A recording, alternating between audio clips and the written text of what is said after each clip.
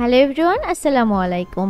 It's me Muskan. সবাই কেমন আছেন? আশা করছি সবাই অনেক বেশি ভালো আছেন। আলহামদুলিল্লাহ, আল্লাহর রহমতে আমরা অনেক বেশি ভালো আছি। এই ভিডিওটা ঈদের আগে আমার শ্বশুরবাড়িতে ঈদ করতে যাওয়ার পর করা হয়েছিল।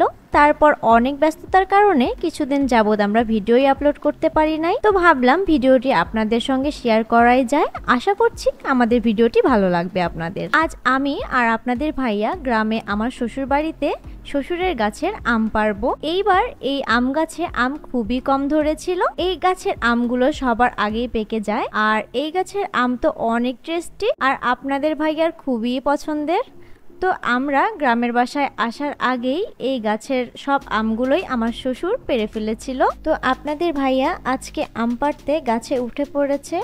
সে তো গাছে উঠতেই পারে না, অনেক ভয়ে ভয়ে গাছে উঠেছে, আবার লুঙ্গি পরে। আর তাকে দেখে তো আমার খুবই হাসি পাচ্ছিল, মনে হচ্ছিল আম পাড়তে গিয়ে সেই গাছ থেকে পড়ে যাবে। যে আমগুলো গাছে ছিল সে আমগুলো খুবই উঁচু ডালে ছিল, এজন্য সে অনেক রিস্ক নিয়েই আমগুলো পাড়ছিল। আমাদের গ্রামের বাসায় আসতে দেরি হবে, তাই জন্য আমার শ্বশুর খুবই যত্ন করে আমাদের জন্য কুরিয়ার সার্ভিসে আম পাঠিয়েছিল। কিন্তু আমাদের কপালটাই খারাপ, কারণ কুরিয়ার সার্ভিসে 3 থেকে 4 দিন আমগুলো আটকে থাকার কারণে সবগুলো আমই নষ্ট হয়ে গিয়েছিল।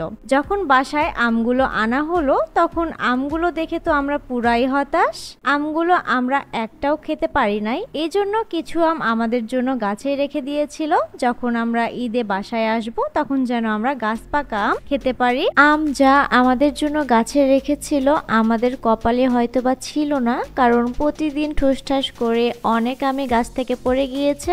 এখন যা গাছে আম ছিল তাই আমরা দুইজন পেরেছি।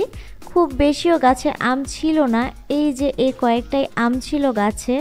আরও 2-3টা আম গাছে ছিল, বাট আমগুলো অনেক উঁচু ডালে থাকায় সেই আমগুলো আপনাদের ভাইয়া পারতেই পারছিল না।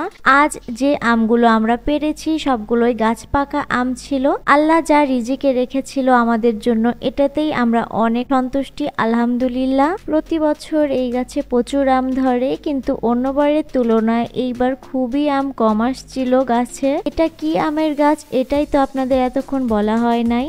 এটা হচ্ছে গোপালভোগ আমের গাছ। এই আম আমাদের সবারই অনেক পছন্দের। আপনাদের ভাইয়া গাছ পাকা আমগুলো বেছে বেছে আমাদেরকে কেটে দিচ্ছিল। আসলে গাছ পাকা আমগুলো অনেক স্বাদের হয়।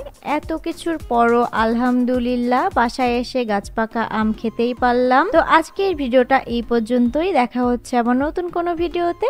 এই পর্যন্ত সবাই ভালো থাকবেন, সুস্থ থাকবেন। সবাই আমাদের নিউ ফেসবুক পেজটিতে এবং আমাদের ইউটিউব চ্যানেলটিতে সাবস্ক্রাইব করে দিবেন। Thanks for watching.